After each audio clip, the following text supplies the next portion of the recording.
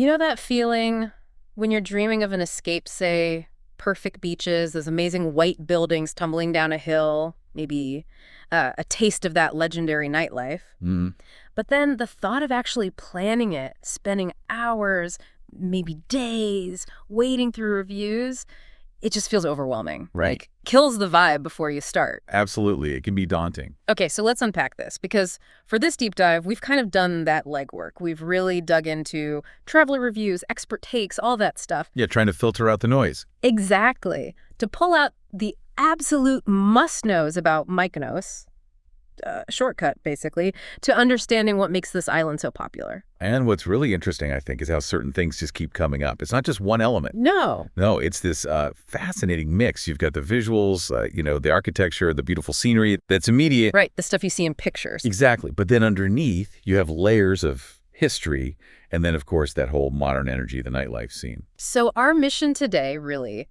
is to stitch all that together. Give you a clear picture of the essential Mykonos based on what people who've been there and the experts say is important. That's the plan, distilling it down. Okay, let's dive in then. Mykonos town, or Kora, that seems like the heart of it all. Even if you haven't been, you probably picture it. Oh, yeah. Those dazzling white cycladic houses all sort of jumbled together. Connected by those narrow, winding cobblestone streets. What's the story there? Is it just for looks? Well, it looks amazing, but it's practical, too. The whitewash, that helps keep things cool in the summer heat. Makes sense. And the layout, that maze-like structure, that was actually historically a defense tactic. Made it harder for pirates to raid the town. Ah, okay. So those charming, winding streets had a serious purpose. Definitely. And as you wander through them today, you find this real blend. Little local shops selling souvenirs right next to quite high-end fancy boutiques. So old meets new. Very much so. A tangible link to the past and the present all in one walk. You mentioned the old port area within Tora as well. What makes that spot special? Right, the old port. It was, well, the original main harbor. Still feels really vibrant. You definitely get a sense of the island's seafaring past there. Today, it's just a great place for a walk along the water. Lovely views, more souvenir shops. And food, I bet. Oh, absolutely. You can smell the traditional Greek food cooking in the tavernas. It's a really nice atmosphere. History, views, food, it's all there. Okay, so the old port sounds like a must-stroll area. And within Mykonos town itself, any specific landmarks people always mention? Yeah, a few pop up regularly. There's the statue of Mena Mavrogenes. She's a hero in the Greek War of Independence, so a point of local pride. Okay. Boney's Windmill is often mentioned. It's not part of that main famous cluster, but it still gives you a great view over the town. Right. And a place called Denaya Mykonos often comes up as a popular spot, especially for evenings, which kind of hints at the island's other side. Yeah, the nightlife.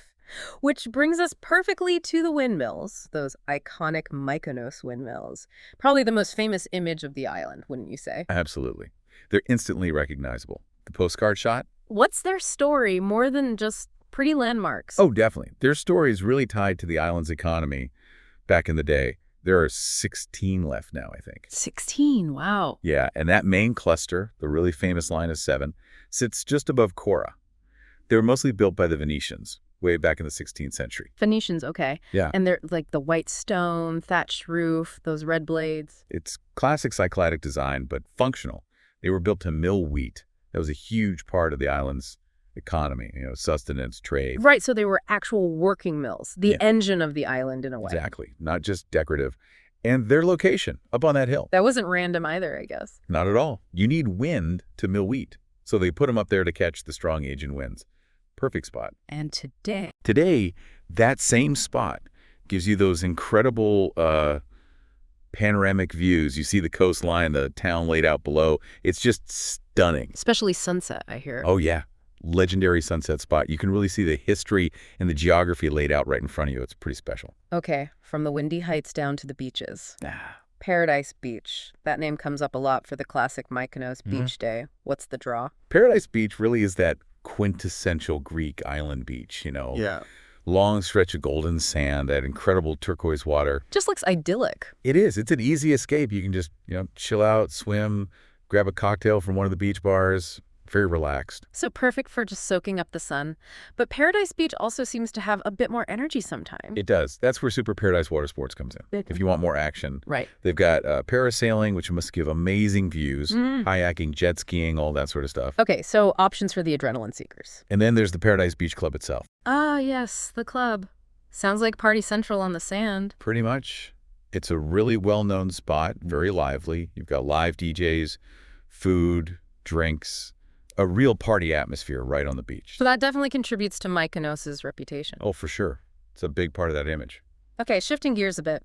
Back towards history and architecture. There's a church, Panagia Paraportiani. That sounds really unusual. Ah, yes. Yeah. Paraportiani. It's in the Castro district, the old castle area of Mykonos town. And it's fascinating because it's not just one church. No. No, it's actually like 5 separate little whitewashed churches all built together, kind of layered over time between the 14th and 17th centuries. 5 churches in one complex. How does that even work visually? It's pretty cool. 4 of them are sort of on the ground level forming the base. Okay. And then the 5th one is built right on top of them. The oldest one, Agios and Arkyros, is apparently from the 14th century. Wow. That's incredible. A building growing over centuries. Exactly. And its location, right by the sea, just adds to the whole thing. People say the view from the northeast side with the turquoise water behind it, that's the money shot for photos. A real piece of history right there. And nearby, there are ruins, too. Mykonos Castle. Yeah, sort of its historical neighbor. The castle ruins date back to the 13th century. Built by the Venetians again, they were pretty influential around here back then. Right.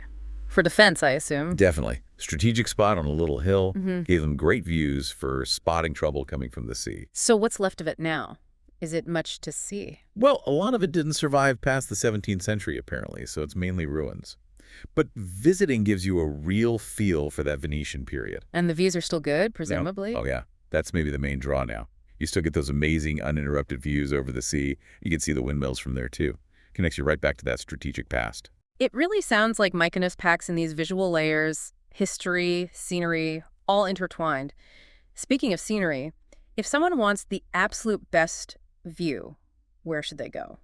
Armistice Lighthouse keeps getting mentioned. Armistice Lighthouse. Yeah, that definitely seems to be the top tip for views. What's its story? It was built in 1891, stands about 62 feet tall. But it's not just the lighthouse itself. It's the location. Exactly. It's up on a hilltop. And the views of the sea from there are apparently just dreamy. That's the word people use. Breathtaking. Dreamy sea views. Sounds like the sunset spot, maybe even better than the windmills. Could be. It's definitely super popular for sunset. Captures that whole Asian vista. And getting there from Mykonos town, easy enough. Yeah, seems pretty straightforward. About a 15-minute drive by car or taxi. Worth a short trip by all accounts for those kinds of views. Okay, good to know. So we've covered views, beaches, some key historical sites. Let's dig into the more, let's say, formal cultural spots. The Archaeological Museum. Right. Good place to start for ancient history. It was set up way back in 1902. Why then? Specific reason? Yeah, mainly to house all the stuff they found in this purification pit on the nearby island of Renea. They unearthed it in 1898. Purification pit, what kind of artifacts are we talking about? All sorts. Pottery going back to the 8th century BC. Yeah. Statues, jewelry, stone inscriptions. Really interesting finds that tell us about ancient life and religion in the Cyclades. Worth a visit then. Seems like it. It's open most days. Standard museum hours, like 9 to 4. Closed Tuesdays, I think. And the entrance fee is pretty small, like €5. Okay. And for a different kind of history, more recent, there's Lena's House Folk Museum. Ah, Lena's house. Yeah, that sounds lovely. Gives you a glimpse into, like, 19th century Myconian life. How so? Well, it was actually a real house. Belonged to a sea captain first, then this woman, Lena Scrivenou. And they've kept it pretty much as it was. Oh, cool. Like a time capsule. Exactly. Yeah. Shows how a typical middle-class family lived back then. Authentic furniture, clothes, pictures. It sounds really immersive. Much more personal than artifacts and cases. Definitely. Practical details for that one. It's usually open just in the evenings, maybe 5 to 9. Yeah. And the entry is even cheaper, like €2 or something. Or nice little contrast to the ancient stuff. And then there's a major religious site, too. The monastery at Torliani. Right, Torliani. That's considered the most important monastery on the island. Where is it? It's in Anomera, which is a village about 15 minutes inland from Mykonos town. Yeah. So a little excursion needed. Okay. Accessible how? You can get there by car, Or apparently there's a bus from Fabrica Square in town that goes to Anomera. And what makes it so significant, besides being old 16th century? Yes, Well, 18th century. It's played a big role in the island's religious life. Architecturally, it's got that classic look, whitewashed walls, a cool red dome, big bell tower. and inside. Apparently the inside is stunning. Really elaborate frescoes, carvings, decorations, described as dazzling. So real historical weight and artistic beauty combined. It's open daily, but closes for a bit in the afternoon, like 1 to 3.3 or something. Okay, so venturing out of town seems worthwhile too. Which brings us to things like boat tours. Sounds like a great way to see the island from the water. Oh, definitely. A boat trip gives you a totally different perspective. See the coastline, find little coves you can't reach otherwise. Just enjoy being out on the Aegean. Lots of options. Any popular examples? Well, a big one seems to be the full-day trip to Delos in Rania. Delos, the archaeological site. Exactly. So you combine history with relaxation. These tours often leave from Agios Ioannis Diakoftis, usually on a yacht. Sounds nice. What's included? Typically, you get a BBQ lunch on board, time for swimming and snorkeling near Renia, which is known for nice beaches, a guide for Delos. Sometimes drinks, too. It's a whole-day experience. That does sound like a great combo. What about shorter trips, like those sunset cruises? Yeah, those are popular, too. More focused on just enjoying the evening light. Sailing along the coast, watching the sunset over Mykonos town and the windmills. Very romantic. Totally. They usually include some snacks and drinks. Just a really nice, relaxed way to end the day on the water. Okay, now for something completely different. Mykonos Vioma Organic Farm. That caught my eye. Sounds earthy. Yeah, it does. It's in Anomera again. It's actually a historic vineyard and a working farm. Oh, interesting. What can you do there? They offer tours focused on traditional farming and especially winemaking. They grow local grape varieties using organic methods. So you can learn about the wine? Yep. Learn about how they grow the vines, make the wine. They grow Mandalari and Malaguzzi, I think are the names. And taste it, presumably? Oh, absolutely. Wine tasting is a big part of it. And they often pair it with farm-to-table food, so you get the whole experience. Nice. More than just wine, then. Yeah, you get to see the farm, learn about the traditions. Plus, they have farm animals you can meet, goats, donkeys. Adds a bit of charm. A real connection to the land, which is a nice contrast to the beaches and clubs. Definitely. Okay, but we can't ignore the clubs forever. Mykonos and nightlife. They're practically synonymous, right? It has this huge global reputation. It really does. And Mykonos town especially lives up to it. It's incredibly vibrant after dark. What kind of options are there? Is it all just massive clubs? No, there's a real variety. You've got the big nightclubs, sure, but also smaller, more intimate bars, places with live music, DJ sets go until dawn, those famous beach parties or raves. Pretty much something for every taste, I'd say. We mentioned Negrita Mykonos earlier in town. Any other specific areas or places that are nightlife hotspots? Yeah, the little streets kind of between Mikogiani Street and Plon Dynamian Street. Mm-hmm. That area really comes alive at night, just packed with bars and clubs. Any examples? Wake Bar Mykonos Mitogiani often gets a mention as a popular spot right in that zone. The whole area just buzzes. And if you want the party, but maybe not in the middle of town? Then you're probably looking at Paradise Beach Club again. Back to Paradise Beach. Yep. It's consistently rated as one of the world's top clubs. They get massive international DJs, throw these huge parties right on the beach. It's that iconic Mykonos beach party scene, a bit away from the town center bustle. Definitely a major destination in itself for nightlife fans. Wow. Okay, so from ancient history, literally carved into the landscape, and these, serene views from lighthouses to organic farms, and then these world famous beach parties. It really does sound like Mykonos offers this incredibly wide range of things to experience. Yeah. And all this comes through strongly in what people share about their trips. Exactly. That's what the deep dive into these sources really shows.